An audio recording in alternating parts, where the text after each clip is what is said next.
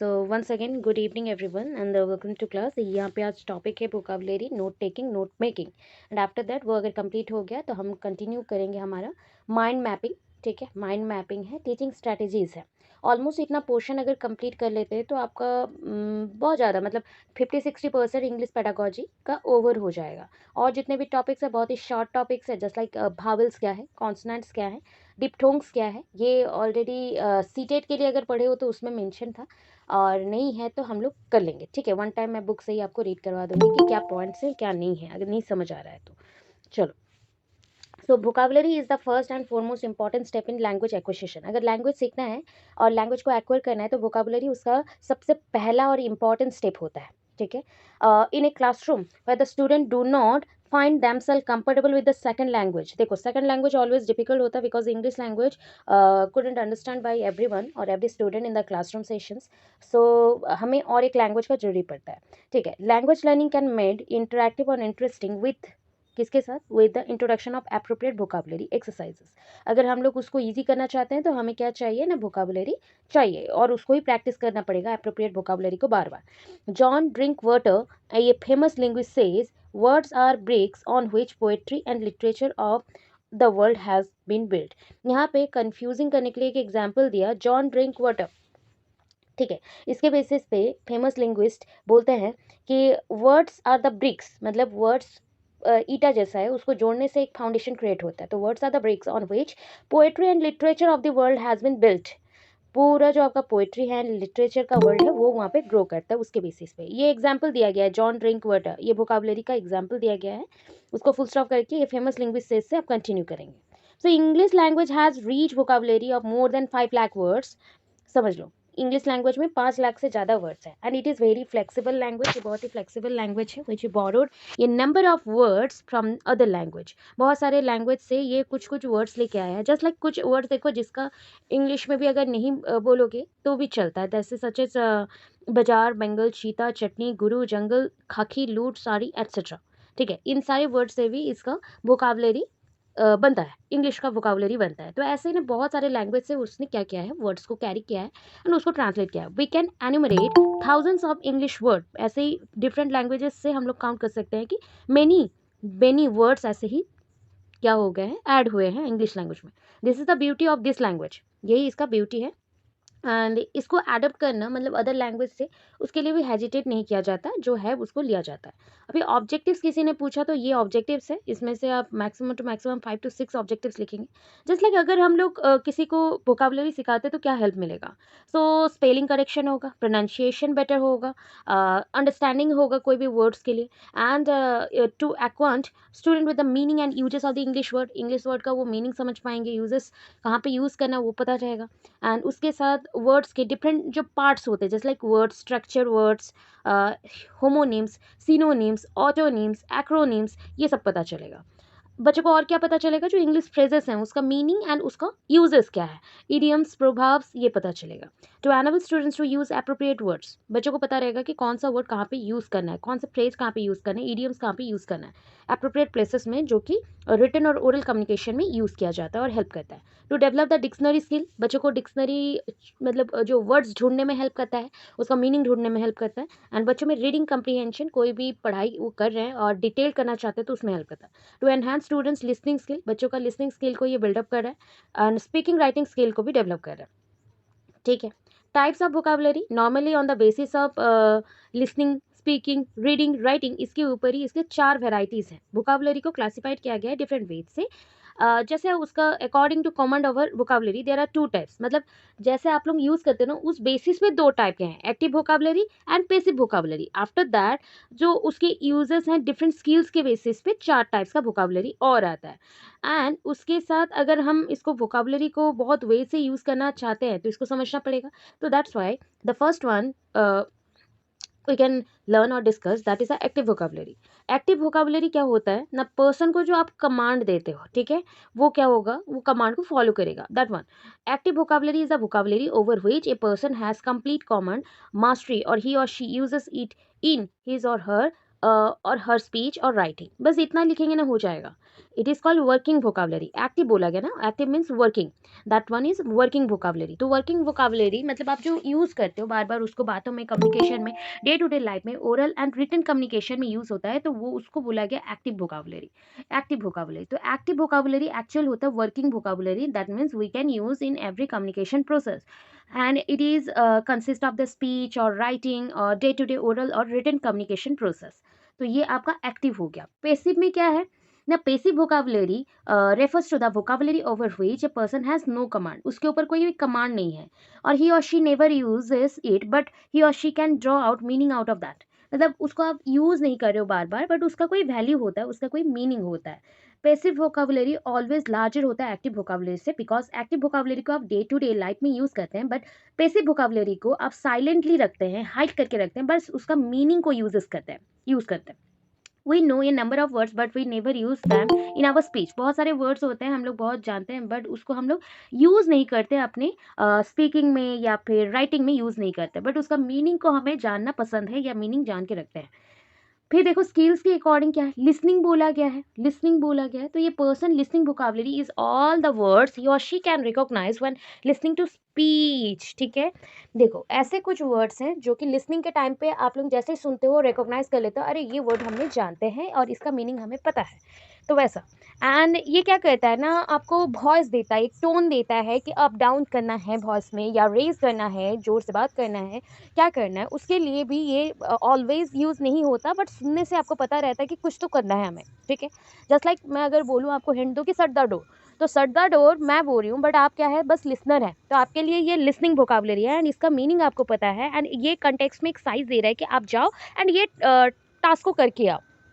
And जब हम लोग वोकाबुलरी का यूज़ करते हैं, वर्ड्स का यूज़ करते हैं, सो हाई लो पीच का यूज़ करते हैं, तो आपके ना बुक में 4th यूनिट में आई थिंक एक टॉपिक्स हैं, जंक्चर, स्ट्रेस, इंटोनेशन, ये सारे वर्ड्स हैं।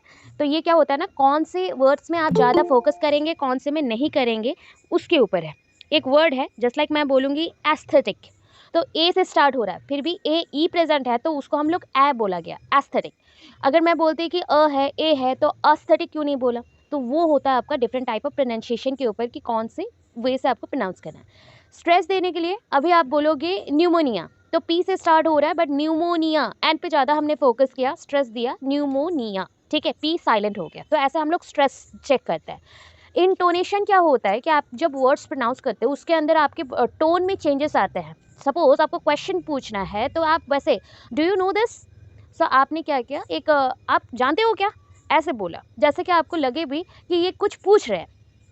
ठीक है, वैसे और भी क्वेश्चन है, व्हाट्स योर नेम, हम लोग वॉइस का different type of, please come here, ऐसा बात कर रहे हो, तो यहाँ पे डिफरेंट टाइप का आप चीज़ यूज़ कर रहे हो, प्लीज़ भी बोला, दैन थोड़ा पॉज लिया, फिर कम हेयर, तो डिफरेंट टाइप ऑफ टोन आता है यहाँ पे, तो टोन के अकॉर्डिंग स्ट्रेस एंड टोन एक साथ मिलके आपका काम करते हैं। तो यहाँ पे वैसे ही है, वोकाबुलरी वर्ड्स जो सुनते हो वो लिसनिंग है।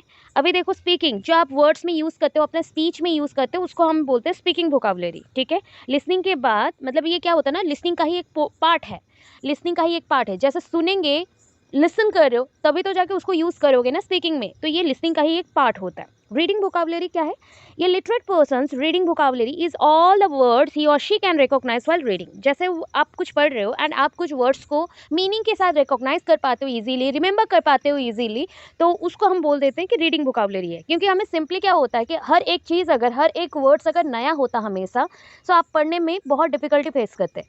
सो उस डिफिकल्टी से हटाने के लिए कुछ नए वर्ड्स होते हैं, बाकी सारे ओल्ड वर्ड्स होते हैं जिसका मीनिंग आपको पहले से पता है, जिसमें रीडिंग अच्छा हो जाता है आपका। दैन देखो राइटिंग सेम है, देखो ये persons writing vocabulary is all the words used he or she uses in various forms of writing from the formal essay to Facebook or Twitter feeds. So आप फॉर्मली जो ऐसे writing करते हो या topic लिखते हो, तो उसमें जो वर्ड्स यूज़ करते हो वो सारे हो गए जो नोन वर्ड्स रहते हैं आपको कैप्शन लिखने में या हेडिंग्स लिखने में, जब कुछ नहीं आता है तो वो वर्ड्स आप रिमेंबर रखते हो एंड उसको ही आप लिखते हो, तो that are called writing vocabulary, उनको हम राइटिंग वोकाबुलरी में यूज़ करेंगे। अभी टेक्निक्स ऑफ टीचिंग वोकाबुलरी में आते हैं, टेक्निक्स क्या क्या यूज़ होते हैं, टेक्निक्स क्या है। So now we know what active vocabulary is, हमें पता है वोकाबुलरी में एक्टिव कौन सा है, पैसिव वोकाबुलरी कौन सा है, and but it is the job of a teacher to develop students active and passive vocabulary. But हमारा काम क्या है कि इसको कैसे डेवलप करें बच्चों के अंदर।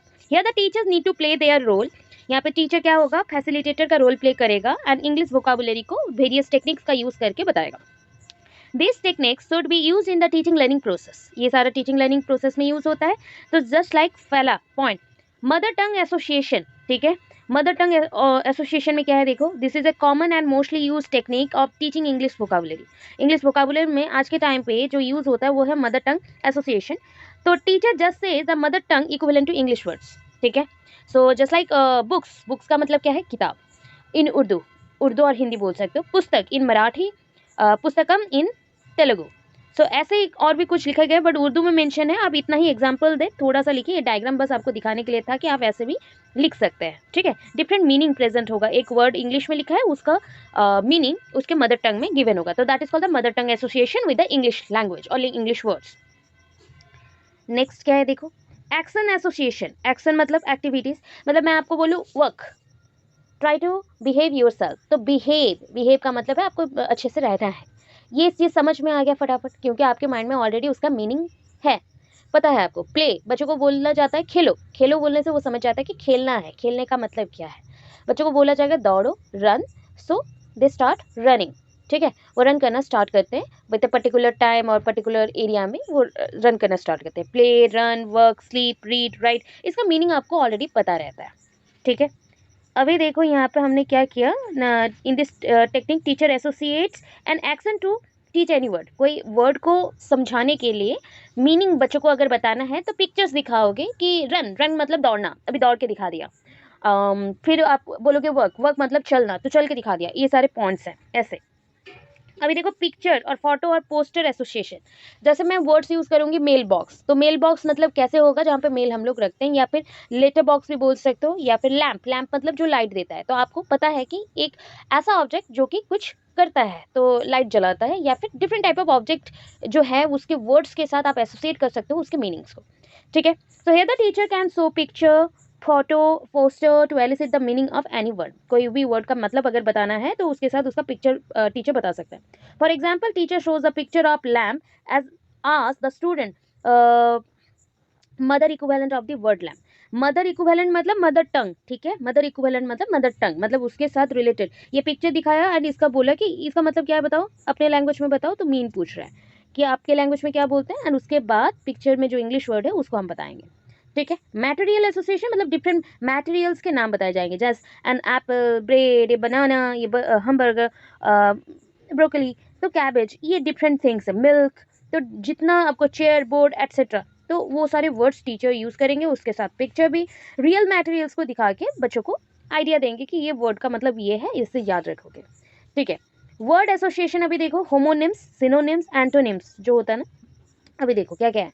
देयर आर सब टेक्निक्स ऑफ वर्ड एसोसिएशन, और भी वर्ड्स को जोड़ने के लिए हम सब टेक्निक्स का यूज करते हैं, just like synonyms, acronyms, homonyms, ठीक है। अभी देखते हैं क्या है होमोनिम्स। क्या होता है, the word that sound alike, homo बोला गया ना इक्वल टाइप का, जस्ट लाइक मैं बोलूँगी 8, 8 खाना खाना, ठीक है।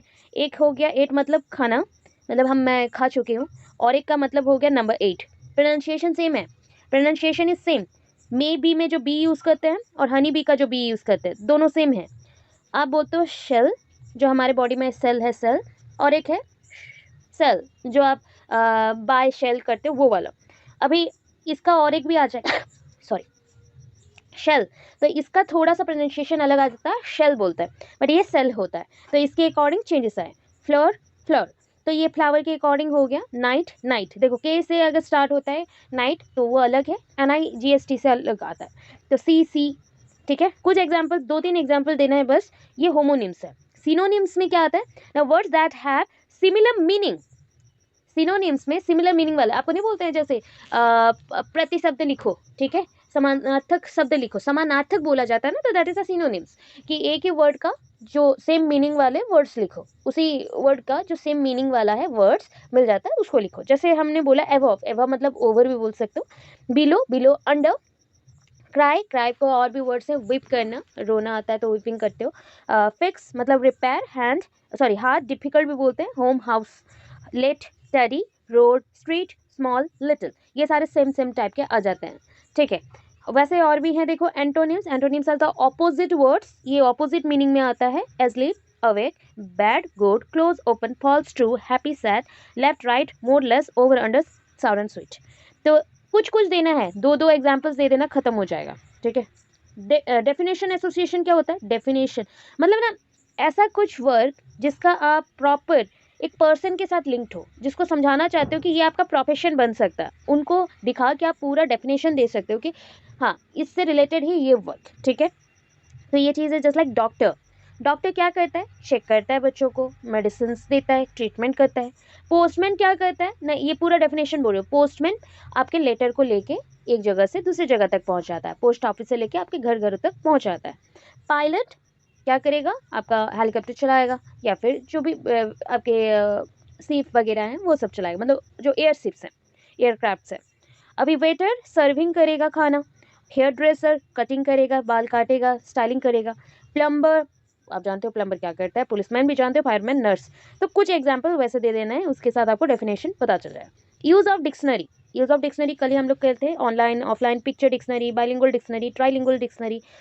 सो ये डिक्शनरीज में क्या होता है ना, डिफरेंट टाइप ऑफ जो वर्ड्स रहते हैं, वर्ड्स को ढूंढने के लिए उसके मीनिंग के साथ पिक्चर्स के थ्रू हो सकता है, डिफरेंट 2 लैंग्वेज वाले हो सकते हैं, 3 लैंग्वेज वाले हो सकते हैं, उसमें हम लोग यूज़ करते हैं पर्टिकुलर वर्ड का मीनिंग जानने के लिए।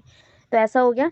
ब्लैक बोर्ड स्केचेस, मतलब ब्लैक बोर्ड में कुछ ड्रॉ कर दिया, उसके साथ डिफरेंट वर्ड्स को हम लिख देंगे या एसोसिएट करने के लिए बोलेंगे, ठीक है। देखो अभी ब्लैक बोर्ड में ये क्या है, बच्चों को मैंने बोला ये गिफ्ट है, गिफ्ट बॉक्स है या गिफ्ट है, तो बच्चा समझेगा ऐसा कुछ देखने से बोलना क्या है, गिफ्ट बॉक्स है। ये क्या है, जोकर, या फिर बोल लो आप डॉल है, या फिर आपका कुछ भी आप बोलना चाहते हो कि टेडी है, कुछ है, ये टेडी तो नहीं है, डॉल जैसा है, या फिर आप बोल सकते हो सांता क्लॉज जैसा है, ड्रेसिंग वैसा पहना हुआ है। वैसे ट्री है, सॉक्स है, एंड आपका जो कैन होता है, ये कैन बोल जाते हैं हम लोग, कैन कैन है। तो different type of words use कर सकते हैं, ब्लैक बोर्ड में स्केच कर दिया, उसके अकॉर्डिंग बच्चों को पूछ सकते हैं कि इसका वर्ड का मतलब क्या है, ठीक है। अब selection and gradation of vocabulary, क्या हम लोग क्लास 1 के लिए, स्टैंडर्ड 1 के लिए जो वोकाबुलरी का यूज़ करते थे वही वोकाबुलरी क्लास 10 के लिए यूज़ करेंगे? No.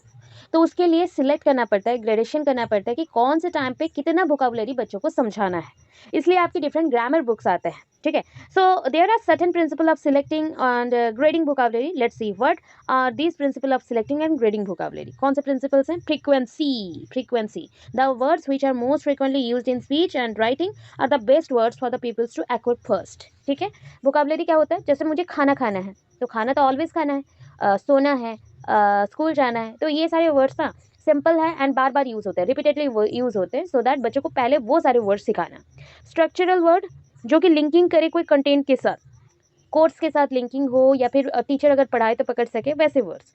Productivity, if a word helps make more words out of it and or related to it, it is said to be productive। देखो जैसे हम लोग बोल रहे हैं कि सेम वर्ड्स हैं बट उसके मीनिंग 3 वे से यूज़ किया, ठीक है। स्ट्रॉन्ग मतलब नॉर्मल स्ट्रॉन्ग है, स्ट्रॉन्गर थोड़ा ज़्यादा, स्ट्रॉन्गेस्ट सबसे ज़्यादा। तो ये हम लोग डिग्रीज के अकॉर्डिंग पढ़ते हैं, ये प्रोडक्टिविटी जितना प्रोड्यूस होगा उसके अकॉर्डिंग ये हमारा कंपैरेटिव एंड सुपरलेटिव डिग्रीज आ जाते हैं, तो वहाँ पे यूज़ किया जाता है। टीचेबिलिटी, जो वर्ड्स हम लोग टीचिंग में यूज़ करेंगे, जेन्युइनली जो वर्ड्स उनको सीखना चाहिए वो सारे उनको प्रायोरिटी देंगे। Simplicity, words which are simple in their spelling, जो सिंपल वर्ड्स होते हैं जो प्रोनाउंसिएशन में इजी हो, just like pen, ten, top, pop, not, तो ये सारे वर्ड्स बच्चों को जानना चाहिए जल्दी से जल्दी, ठीक है। इसके बेसिस पे हम प्रायोरिटी देते हैं। उसके बाद देखो ये स्टैंडर्ड 1 में हो गया, स्टैंडर्ड 2 में थोड़ा सा हाई, वैसे करते करते स्टैंडर्ड वाइज ग्रेडेशन होता जाएगा, जितना अप जाएंगे उतना और भी डिफिकल्ट वर्ड्स आएंगे उसके मीनिंग के साथ, एंड उसको कैसे यूज़ करना है, कौन से वे में यूज़ करना है, कितने टेंसेस में यूज़ करना है, वो सब पढ़ते हैं हम लोग ग्रामर बुक में। तो वोकाबुलरी से स्टार्ट होता है, देन ग्रामर में एंडिंग होता है, ग्रामर में ऐसे राइटिंग, लेटर राइटिंग, ये सब में हम लोग यूज़ करके एंडिंग करते हैं। अभी आ जाओ नोट मेकिंग। अच्छा, ये एक कंसेप्ट क्लियर हुआ, टॉपिक कंप्लीट हुआ, दैट इज आपका क्या टॉपिक है, वोकाबुलरी, एंड कैसे वोकाबुलरी को पढ़ाओगे, उसके लिए मटेरियल क्या है, नहीं है। अगर कहीं पे भी ऑथेंटिक ग्रामर मटेरियल भी पूछा जाता है ना, तो वोकाबुलरी का आधा पोर्शन एंड आधा एग्जाम्पल्स जो है आप वो सब भी लिख सकते हैं, कोई पॉइंट प्रॉब्लम नहीं है। ग्रामर में भी हम लोग सेम करते हैं, एक्टिव, पैसिव, एंड ग्रामर में भी सेम चीज़ है, लिसनिंग, राइटिंग, रीडिंग, स्पीकिंग, ये सब के अकॉर्डिंग यूज़ किया जाता है। तो आपको किसी ने अगर पूछ लिया कि ग्रामर मटेरियल क्या होता है, तो ये पॉइंट्स को आप लिख सकते हैं, क्योंकि ग्रामर का स्टार्टिंग ही होता है वोकाबुलरी। सो ये क्लियर है, इतना क्लियर है हम? Yes ma'am. ओके, चलो नोट मेकिंग पे आते हैं। नोट मेकिंग क्या होता है, ठीक है। नोट मेकिंग इज ए की एकेडमिक स्किल मतलब इंपॉर्टेंट चीज़ है। आप लोग नोट मेकिंग करते हो, नोट टेकिंग करते हो। अगर मेरे नोट्स को आप कॉपी कर रहे हो एंड तो वो है नोट टेकिंग, ठीक है। मैंने जो दिया उसी को आपने कॉपी कर लिया या फिर उसी को ही पढ़ ले रहे हो, तो that is a note taking. Note making क्या है? जब खुद से आप एनालाइज करके पढ़ते हो, खुद से कुछ बनाते हो, that is called a note making. So note making is a की एकेडमिक स्किल। ये इंपॉर्टेंट है, की एकेडमिक स्किल है। It helps create notes. ये नोट्स बनाने में हेल्प करता है। अभी बोला ना, खुद से पढ़ के आप नोट्स बनाओगे, तो notes are the nothing but a comprehensible record of information और content that help prepare for the examination, seminars, presentation, lectures और असाइनमेंट्स। अभी देखो नोट्स क्या होते हैं। आप बोलोगे मैम बुक्स में जो है उसी को ही लिखना ना।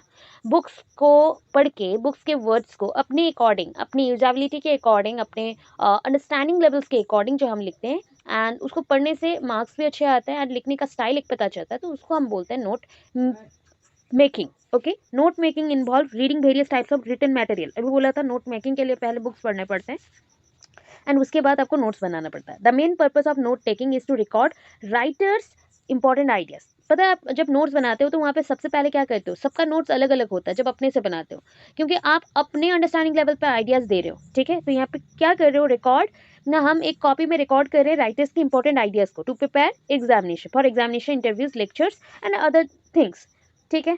अभी क्या है, it is very essential study skill. ये सबसे इंपॉर्टेंट है, एसेंशियल स्टडी स्किल है। लेटस और sorry let's know the advantage of note taking, sorry note making. Note taking next आएगा। Note making skill helps learner, बहुत ज़्यादा ही हेल्प करता है। एंड किस कैसे हेल्प करते हैं, net to save larger content in a brief and comprehensive form.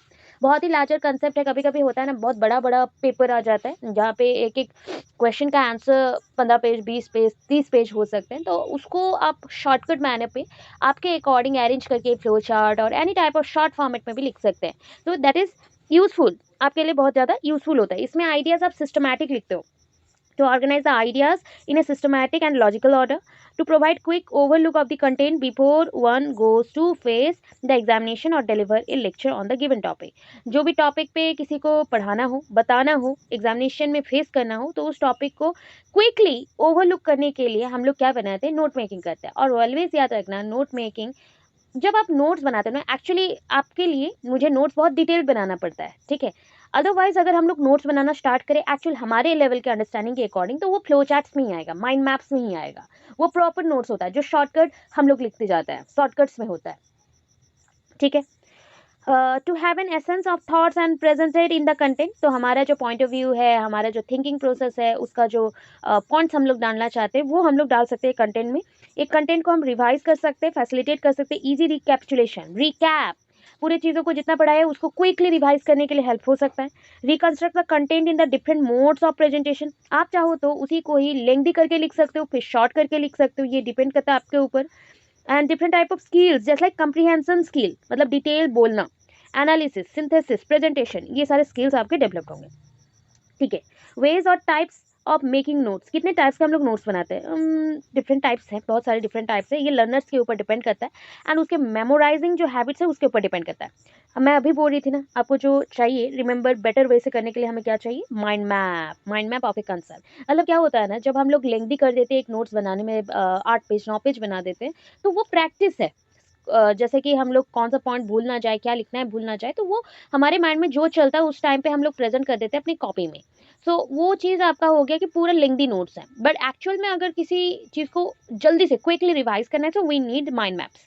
तो कंसेप्ट के माइंड मैप्स होता है and mind map hardly to hardly 1 to 2 page में होता है, या 2 to 3 पेज, 3 से एक्सटेंड नहीं करेगा। कंसेप्ट अगर बिगर है, बहुत बड़ा है, तो वहाँ पे 3-4 पेज आ सकता है। जैसे सोच लो, कुछ कंसेप्ट होते हैं 100-150 पेज के होते हैं, बट उसको हम लोग शॉर्टकट करके 4-5 पेज में ले आ रहे हैं, तो वो ओके है। अगर मैं बोलूँगी 10 पेज का नोट्स है, उसको मैं बनाते जाऊँ 5-6 पेज, तो वो आपका कंसेप्ट बहुत ही ज़्यादा वास्ट हो गया, लेंथी हो गया।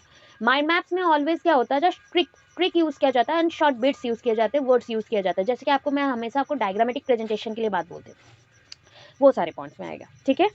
एंड यहाँ पे क्या क्या होना चाहिए, देखो, एनोटेशन, सॉरी एनोटेशन। एनोटेशन क्या है ना, annotation means the act of adding notes, ठीक है, act of adding notes on ये प्रिंटेड मटेरियल। अच्छा देखा होगा, ये जैसे सोच लो बुक है एंड बुक के कॉर्नर में या साइड में हम लोग एक पेपर ऐड करते हैं एंड उसमें एक्स्ट्रा नोट्स लिख के रखते हैं, या फिर कभी भी ऐसे जैसे कलर पेन से, देखो होता है ना, आपको भी मैं मार्किंग करके देती हूँ, कुछ कुछ ऐड करके देती हूँ, साइड में लिख लिख के देती हूँ, तो वो हो गया एनोटेशन, एनोटेशन, सॉरी एनोटेशन हो जा रहा मेरा, एनोटेशन रॉन्गली प्रोनाउंस किया, सॉरी फॉर दैट, एनोटेशन। तो एनोटेशन का मतलब हो गया एडिंग नोट्स, इतना याद रखना है, adding notes on a printed material such as book में हो सकता है, मॉड्यूल्स में, टेक्स्ट बुक में, आर्टिकल्स में। ये क्या होता है ना, आपके जो बुक्स के मार्जिन्स हैं, मार्जिन्स में कुछ कुछ लिखे जाते हैं, extra extra different colour pen से हम लोग लिखते हैं, क्यों ना, रिमेंबर करने के लिए मेन पॉइंट्स को। पूरा बुक और कौन पढ़ेगा रिवाइज करते टाइम, तो उस मार्जिन में जितने पॉइंट्स लिखे हैं उसको हम अंडरलाइन करके फैक्ट्स को बता देते हैं, इसके डिटेल पॉइंट्स को, ठीक है। ये अपने बुक में होता है। And annotation should not be practised with books of school और कॉलेज लाइब्रेरीज और एनी अदर प्रिंटेड मटेरियल हुई चीजें पब्लिक प्रॉपर्टी और अदर्स प्रॉपर्टी, मतलब किसी और से बुक लेके आए तो उनके बुक में नहीं कर सकते, स्कूल के बुक्स में नहीं कर सकते, क्योंकि उसके गाइडलाइंस में रहता है, डेकोरम एक रहता है, तो यूज़ नहीं कर सकते। अगर और लाइब्रेरी के बुक्स लाए तो उसमें नहीं कर सकते। अगर कुछ अपना खुद का बुक्स है तो उसमें, मतलब खुद से बाय करके रखे हो पढ़ने के लिए, तो उसमें आप ऐड कर सकते हो ऐसे। तो दैट इज कॉल्ड एनोटेशन, ठीक है। आउटलाइन नोट्स, आउटलाइन नोट्स कैसा होता है, देखो ये आपको कभी कभी मैं आउटलाइन नोट्स भी दी हूँ। देखो जैसे बोल दिया कि green energy, so there are 3 types of green energy, इतना सेंटेंस मेकिंग नहीं चाहिए, डिटेल नहीं करना है, पॉइंट्स रहेंगे, इंपॉर्टेंट थिंग्स प्रेजेंट है, बट उसको हम सेंटेंस मेकिंग में यूज नहीं करें। 3 सोर्सेस प्रेजेंट है, सोलर, विंड, जियोथर्मल। सोलर देखो पूरा शॉर्ट शॉर्ट, प्रोज क्या है, कॉन्स क्या है, मतलब इसके यूजेस क्या है, एंड डिसीजेस और मिस यूजेस क्या है। तो renewable source of energy, high cost of solar panels, ऐसे करके दिया गया है। मतलब यहाँ पे देखो इज एम आर कुछ इतना ज़्यादा मेंशन नहीं है, कोई ग्रामेटिकल एरर होने का चांसेस नहीं है, बट इसमें भी मार्क्स मिलता है। तो ये आपके हो जाते हैं आउटलाइन नोट, जहाँ पे फ्रेजेस, कीवर्ड्स, की टर्म्स, हेडिंग्स, साइड हेडिंग्स, ये सब का यूज़ किया जाता है, एंड समटाइम्स पिक्चर्स का भी यूज़ किया जाता है। अभी क्या है, कॉलम नोट्स और कॉर्नेल मेथड नोट्स, ठीक है। जैसे बोल दिया ना, मैं बोलती हूँ आपको कि इसको ऐसे नहीं लिखना है, एक बॉक्स बनाओ एंड इसमें ऐसा लिखो एंड इसका एक्सप्लेनेशन ऐसे दे दो, ठीक है। कुछ भी वर्ड्स लिखा उसका एक्सप्लेनेशन ऐसे दे दिया, फिर से नेक्स्ट पॉइंट लिखा उसका एक्सप्लेनेशन इधर दे दिया, तो that is called column notes और द कॉर्नेल मेथड, ठीक है। In column notes learner develop a column where the keywords, देखो जैसे कीवर्ड्स इधर प्रेजेंट है, उसका मतलब एक्सप्लेनेशन इधर यूज किया गया, मतलब इधर दिया गया है साइड में, एक्सप्लेनेशन इसका बड़ा होगा एंड कीवर्ड्स छोटा होगा, एंड कीवर्ड्स को एक्सप्लेन करने के लिए कॉलम बॉक्स में हम लोग लिखेंगे। 2 कॉलम्स होते हैं इसमें ऑलवेज, ठीक है। फर्स्ट कॉलम में जो वर्ड्स रहता है, मेन वर्ड्स और कीवर्ड्स, उसको एक्सप्लेन करने के लिए वो वर्ड्स लिखते हैं, और एक्सप्लेनेशन उसके सेकंड कॉलम में लिखा जाता है, ठीक है। समरी नोट्स, समरी नोट्स देखो, summary notes are the brief description, summary बोला गया, ऑल टोटल जैसे पूरा चीज़ों के बारे में आप थोड़ा थोड़ा करके लिखेंगे, जो इंपॉर्टेंट है, जितना इंपॉर्टेंट है उतने को ही बस एक्सप्लेन करना है, फ्रेजेस के थ्रू नहीं, सेंटेंस के थ्रू ही आप एक्सप्लेन करेंगे, ठीक है। सो दे कंटेन द थीम, जैसे यहाँ पे एक एग्जांपल मैंने दिया है पिक्चर में, types of noun, types of noun यहाँ पे मेंशन किया, पूरा देखो समरी गिवन है, इसको अगर पढ़ते जाओगे एग्जाम्पल के साथ बुक में, उसके सेंटेंस मेकिंग के साथ, तो बहुत लेंथी हो जाएगा। तो टाइप्स ऑफ नाउन में क्या है, common, proper, countable, uncountable, concrete, abstract, compound, collective. तो कॉमन में 4 पॉइंट्स लिखा गया, प्रॉपर में 4 points. So use to name people, places और थिंग्स इन जनरल, और it refers to the class और टाइप ऑफ ए पर्सन। तो देखो पूरा डेफिनेशन गिवन है, उसके साथ एग्जाम्पल। तो ये आपका हो गया समरी नोट्स, मतलब 10 पेज का नोट को 1 पेज में बनाना है, समरी नोट्स में रह जाता है, ठीक है।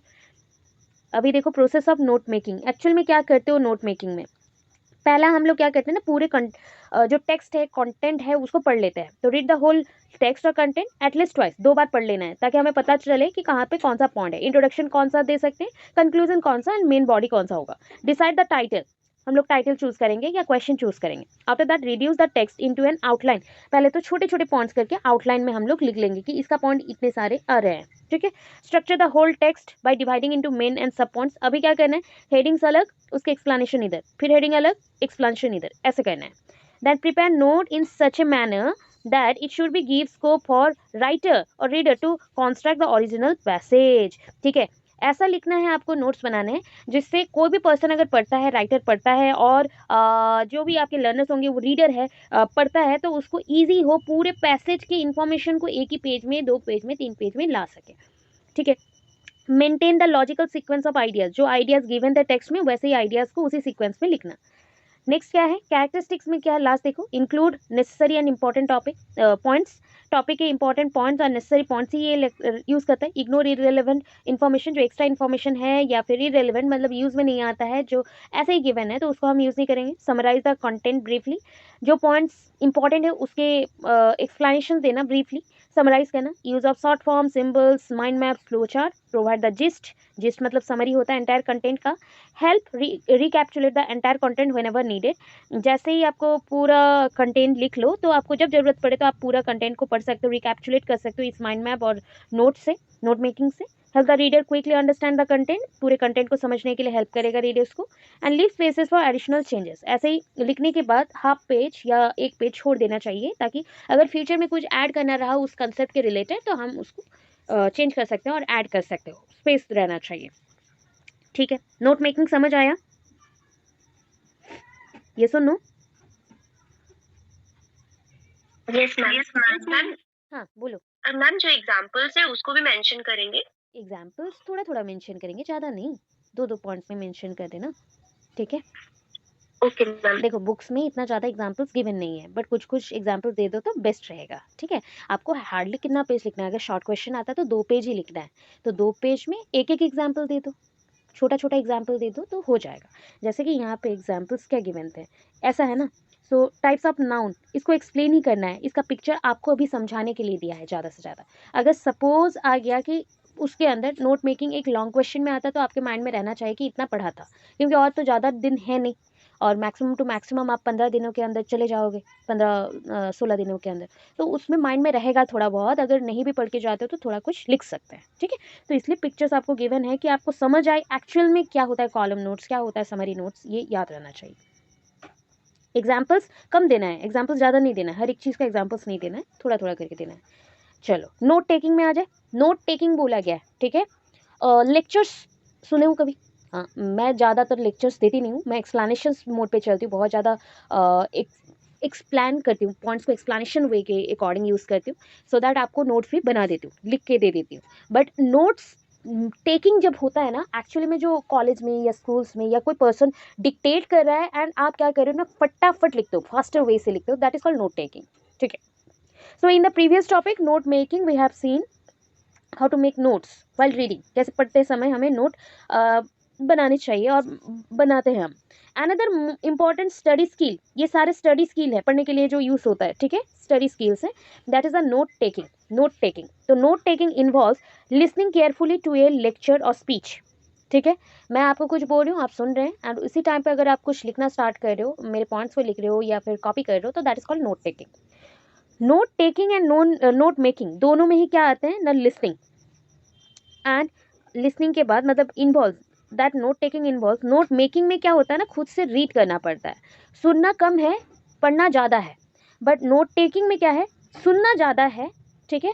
व्हेयरएज नोट मेकिंग में देखो रीडिंग बोला था, नोट टेकिंग में सुनना ज़्यादा पड़ता है, लिसनिंग स्केल बहुत ज़्यादा काम करता है, सुन के आप लिखते हो, बट नोट मेकिंग में खुद से रीड करके लिखते हो। तो note taking plays an important role किसमें, क्लासरूम्स में, सेमिनार्स में, कॉन्फ्रेंस में, वर्कशॉप में, सिंपोजियम्स में, ऑफिशियल मीटिंग्स में, जहाँ पे आपको बॉस या कोई जो पर्सन रहेगा जो लीड कर रहा है वो कुछ बोल रहा है ना, फटाफट आप लिख रहे हो, फास्टर वे में आप लिख रहे हो, नोट डाउन कर रहे हो। सो जो नोट डाउन करता है सुन के, तो that is called note taking. जो रीड आउट करके आप नोट डाउन करते हो या फिर उसको माइंड मैप बनाते हो, तो नोट मेकिंग, ठीक है? So we can read the text as many times we want, इसको हम क्यों लिख के रखते हैं ना, जो भी हमने सुना जैसे बाद में भूल ना जाए या फिर रिमेंबर ना रहे, या फिर वो पॉइंट हम लोग बाद में रिकैप्चुलेट कर सकते, पढ़ सकते, इसलिए हम लोग रिकॉर्ड नहीं कर सकते तो उसको लिख के रखते हैं कॉपी में। Therefore note taking needs carefully listening, इसलिए जो सुनते हैं ना, कभी अगर गलत सुन लिया तो गलत ही चलता रहता है नोट में भी, ठीक है? सो उसको ही नोटिंग डाउन करते हो इंपॉर्टेंट पॉइंट्स को। All good study technique start with the good note taking habits, तो सबसे जितना भी गुड स्टडी टेक्निक्स है ना, उसमें नोट टेकिंग इंपॉर्टेंट होता है, सबसे ज़्यादा नोट टेकिंग इंपॉर्टेंट होता है। And knowing how to take good notes, कैसे गुड नोट्स बनाए जाते हैं, कैसे इंप्रूव कर सकते हैं स्टडी में more effectively. Remember some points, ठीक है? नोट टेकिंग जब करो उसमें पॉइंट्स को कुछ याद रखना। Listen to the lectures carefully, जो भी लेक्चर दे रहा है उसके पॉइंट्स को अच्छे से सुनो।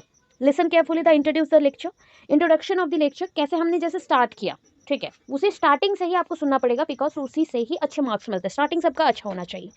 It generally deals with the topic, ये टॉपिक के साथ रिलेटेड होता है, पर्पस और theme of the lecture.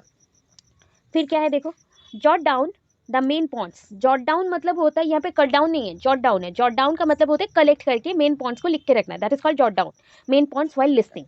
If you miss some points leave some space, हम लोग क्या करते हैं, अगर पॉइंट्स छूट गया तो उसको गैप छोड़ देते हैं, तो दैट इज वहाँ पे हम मिसिंग पॉइंट्स में लेक्चर्स को पूछ के फिर से क्लैरिफाई कर सकें, उस पॉइंट को लिख सकें।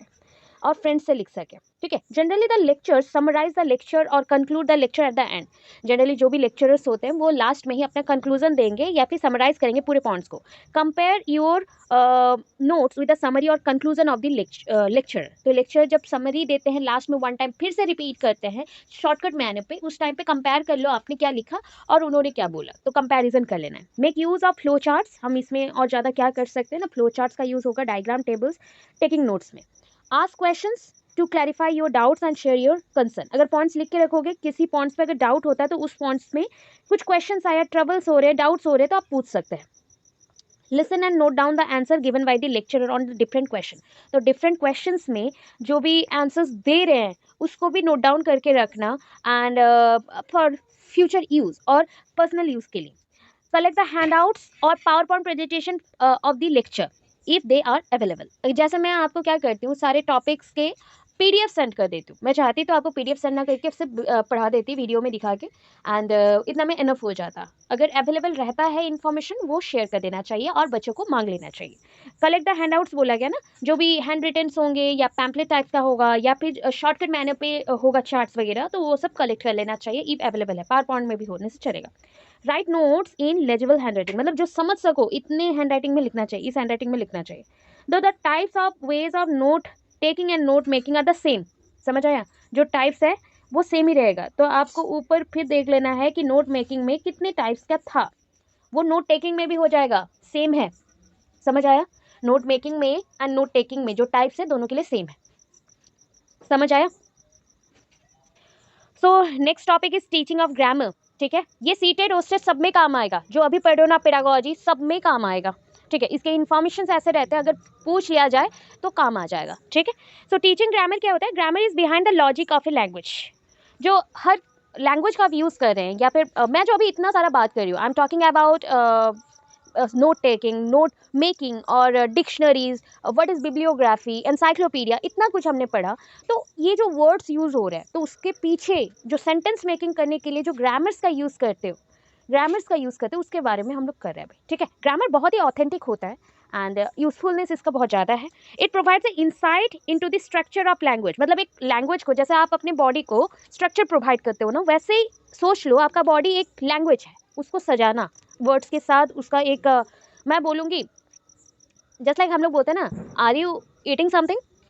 सो हमने एक क्वेश्चन किया कि are you eating something, but यहाँ पे अगर मैं बोल दूँ कि आर यू के जगह पे eating you are, so eating you are बोलने से ये सेंटेंस मेकिंग नहीं होगा, गलत हो गया। तो उसका भी एक पोजिशंस होता है। ठीक है, अरेंजमेंट्स होता है, कहाँ पे एडजेक्टिव जल्दी लगेगा, मतलब फर्स्ट लगेगा, एडवर्ब कहाँ पे, ऑब्जेक्ट कहाँ पे, सब्जेक्ट कहाँ पे, कैसा हमारा ग्रामर होगा, ग्रामर के कौन से फॉर्म में आएगा, या फिर वो जो आपने यूज़ किया है भर्ब्स का कौन सा फॉर्म आएगा, आईएनजी कहाँ पे आएगा, ईडी कहाँ पे लगेगा, सब कुछ एक अरेंजमेंट रहता है। सो ग्रामर एक स्ट्रक्चर प्रोवाइड करता है लैंग्वेज को and it is systematised knowledge of language. एक मतलब लैंग्वेज का सिस्टमैटिक में अगर कुछ समझना होता है तो वो हमारा ग्रामर ही है। It is important in writing, is inevitable. ठीक है, अगर प्रॉपर वे से लिखना है, उस वर्ड को ऐसा लिखा गया है, इन प्रॉपर वे में लिखना है, इंपॉर्टेंस दे के देन हमको यूज़ करना पड़ता है ग्रामर। ग्रामर की वजह से हम लोग क्या करते हैं ना, करेक्टनेस सीखते हैं। So how to taught in the classroom, how to deliver your presentation. If your language is not proper, if your way of presentation is not good, then your teaching process also not good. ठीक है, आपका teaching process ही weak है and after that the students also not getting your point what you want to teach them. तो वो भी नहीं समझ पाएंगे कि आप क्या पढ़ाना चाहते हो, क्या समझ में नहीं आ रहा है कुछ भी। तो उस अकॉर्डिंग ग्रामर का वैल्यू बहुत ज़्यादा होता है। So it helps develop various mental abilities also. English में भी आपके रीजनिंग होते हैं, ऑब्जर्वेशंस होता है, कंसंट्रेशन होता है। मतलब आप ऑब्जर्व करोगे वर्ड्स को, उसके अरेंजमेंट को, कहाँ पे हमने अभी बोला ना, जस्ट लाइक आपका क्या था, सुपरलेटिव डिग्रीज थे, या फिर हम लोग जैसे यूज़ करते हैं प्रीफिक्स, सफिक्स, तो बहुत सारी चीज़ है। जस्ट लाइक हम एक बोला गया स्ट्रॉन्ग, स्ट्रॉन्गर, स्ट्रॉन्गेस्ट, तो दिस आर द डिग्रीज। ज़्यादा करने के लिए हम लोग एक एक चीज़ को बढ़ा रहे हैं, तो स्ट्रॉन्ग, स्ट्रॉन्गर, स्ट्रॉन्गेस्ट। ठीक है ना, तो ऐसे वर्ड्स में हमें क्या चाहिए, ऑब्जर्वेशन, फोकस भी करना है कहाँ पे कौन सा ज़्यादा यूज़ करना है, more than that, less than that, ये सारे जो वर्ड्स होते हैं, बच्चों को ऐसा फ्रीक्वेंटली पढ़ाओगे तो नहीं समझ आएगा। तो सेंटेंस में अगर ग्रामेटिकल एरर होगा तो बच्चे नहीं समझ पाएंगे। So it is very necessary to acquire mastery over the grammar for us whose mother tongue is not English. जिनका मदर टंग इंग्लिश नहीं है उनके लिए ग्रामर बहुत ही जल्दी सीखना चाहिए या फिर अच्छे से सीखना चाहिए। Grammar is the study of words and the ways words work together. Grammar और क्या बोलता है ना, ये ना हिडन फोर्स है। Grammar is a hidden force behind the language. Proper communication through language is possible only when you know about the grammar. If you want to express your knowledge to some students or some learners or nearby any type of persons जो कि पढ़ाई में linked है, if they are linked with the study, so उनके लिए grammar arrangement बहुत important है. और अगर ग्रामर किसी को नहीं आता वहाँ पे आप बोल दो कुछ भी तो इट्स ओके, वो एक्सप्रेशन से कुछ ना कुछ समझ जाएंगे. बट समटाइम्स ग्रामर बहुत अच्छे से बोलना इंपॉर्टेंट होता है, ग्रामर का अरेंजमेंट करना बहुत ही इंपॉर्टेंट होता है कि एक टाइप में वर्ड्स को अरेंज करके सेंटेंस मेकिंग के लिए हमें ग्रामर चाहिए. Any person who communicates using a particular language is consciously और unconsciously aware of the grammar of that language. वो पर्सन को क्या पता रहता है कि ग्रामर का यूटिलाइजेशन कैसे करना है और कहाँ पे करना है. ठीक है, कॉन्सियसली हो अनकॉन्सियसली हो, ये सारे वही बोले गए हैं बार बार रिपीटेड पॉइंट्स हैं. Speak grammar clearer and more effective manner. A person who has unconscious knowledge of grammar may be sufficient for the simple language use, but those who wish to communicate in the artful manner and well, अभी जो बताया, एक person को अगर पता नहीं है वहाँ पे आप बोलना चाहते हो तो दैट्स ओके कि ग्रामर उसका सही से यूज़ नहीं करना है. अगर एक पर्सन अच्छे से बोलना चाहते हैं, सेंटेंस को स्पीक करना चाहते हैं एंड अंडरस्टैंडिंग लेवल को भी बढ़ाना चाहते हैं तो उसके लिए ग्रामर सीखना इंपॉर्टेंट होता है. Grammar helps to frame the sentence with a proper knowledge so that the other people can understand what you exactly want to express. देखो, ग्रामर का अगर प्रॉपर यूज़ होगा तो क्या होगा, एग्जैक्टली आप क्या बोलना चाहते हो. अगर मैं अभी बात क्लियर ना करूँ तो आपको भी समझ नहीं आएगा, मैम क्या हुआ, नहीं समझ आ रहा, नहीं समझ आ रहा, इतना ही होता. But always I try to use proper words for my explanations and proper arrangement of sentences so that you can hear it properly and you can learn it properly also. So पहले तो listen करना पड़ेगा फिर सीखना पड़ेगा. तो दोनों के लिए आपका एग्जाम्पल यही है कि ग्रामर अच्छे से करना चाहिए. सो आपके बिजनेस है या प्रोफेशनल ग्रोथ के लिए ग्रामर चाहिए. किसी से अगर इंटरनेशनल ग्राउंड पे फ्रेंडशिप करना चाहते हो तो ग्रामर चाहिए. मार्केटिंग या फिर कहीं पे भी ऐसा है, कस्टमर केयर में भी बात करना चाहते हो, किसी से भी बात करना चाहते हो तो ग्रामर इंपॉर्टेंट है. वो इंग्लिश लैंग्वेज क्यों ना हो या फिर अदर लैंग्वेज क्यों ना हो, उसमें भी ग्रामर रहता है. ग्रामर यूटिलाइजेशन नहीं होता तो एक सेंटेंस का मीनिंग ही चेंज हो जाता है. ये बोला गया. ऑब्जेक्टिव ऑफ ग्रामर से हम कल कंटिन्यू करेंगे. फॉर्मल ग्रामर, फंक्शनल ग्रामर, बहुत सारे पॉइंट्स हैं. Methods of teaching grammar, deductive, inductive, ठीक है, मेथड्स हैं, ये सब यूज़ हो जाएंगे कल के क्लास में. अच्छा आप बताओ, कॉम्पोजिशन है क्या ग्रामर में? वो तो मैं थोड़ा सा पढ़ा दूंगी बट उस यूनिट में थोड़ा चेक करेंगे. 3rd यूनिट आई थिंक, वहाँ पे कॉम्पोजिशन कहीं पे भी मेंशन है सिलेबस में वन टाइम? नो मैम, नहीं है तो इसको छोड़ दीजिएगा. कॉम्पोजिशन एक ऐड हो गया, पहले था, पहले का पुराना सिलेबस थोड़ा चेक कर लिया था तो उसमें ऐड कर दिया. कॉम्पोजिशन पॉइंट को छोड़ देना है. ग्रामर का जो भी पॉइंट्स है उतना हम लोग कल करेंगे, प्लस और क्या है बुक से थोड़ा सा हम लोग पढ़ लेंगे. ठीक है, कल के क्लास में. और 1-1.5 घंटा मुझे दे दीजिए, 1 घंटा 10 मिनट बस, इतना चाहिए. कल के क्लास में जितना हो पाएगा हो जाएगा. ठीक है, कुछ समझ आ रहा है? Thanks for watching my videos. Guys, please subscribe my channel and share with your friends and family.